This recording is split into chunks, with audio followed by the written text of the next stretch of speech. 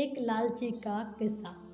حضرت مفتی تقی عثمانی دامت برکاتہم العالیہ نے اپنی کتاب تراشے میں اشعب طامع نامی شخص کے بارے میں لکھا کہ وہ حضرت عبداللہ بن زبیر رضی اللہ عنہ کا غلام تھا۔ اس کے اندر طمع بہت زیادہ تھا، یعنی لالچ۔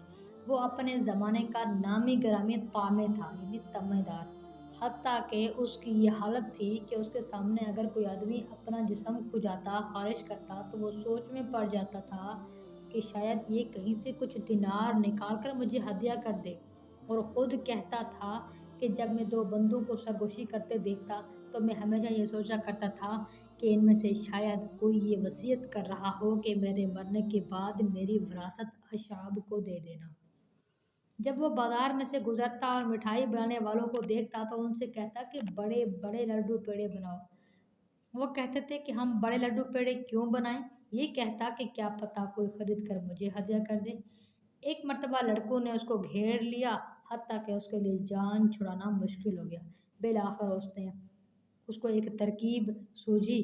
وہ لڑکوں سے کہنے لگا کہ کیا تمہیں پتہ ہے کہ سالم بن عبداللہ کچھ بانٹ رہے ہیں؟ تم بھی ادھر جاؤ، شاید تمہیں بھی کچھ مل جائے۔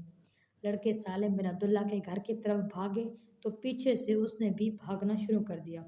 جب سالم بن عبداللہ کے پاس پہنچے تو وہ کچھ بھی نہیں بانٹ رہے تھے۔ لڑکوں نے اشعب سے کہا کہ آپ نے تو ہمیں ایسے ہی غلط بات کر دی۔ وہ کہنے لگا کہ میں نے تو جان چھڑانے کی کوشش کی تھی۔ لڑکوں نے کہا پھر تم خود ہمارے پیچھے پیچھے کیوں آ گئے؟ وہ کہنے لگا کہ مجھے خیال آیا کہ شاید وہ کچھ بانٹ ہی رہے ہوں۔ اللہ پاک سے دعا ہے اللہ تعالیٰ ہمیں ایسے طمع سے اور ایسی لالچ سے محفوظ رکھے۔ امید کرتی ہوں آپ کو ہماری باتیں پسند آ رہی ہوں گی، ہمیں دعا میں یاد رکھیے گا۔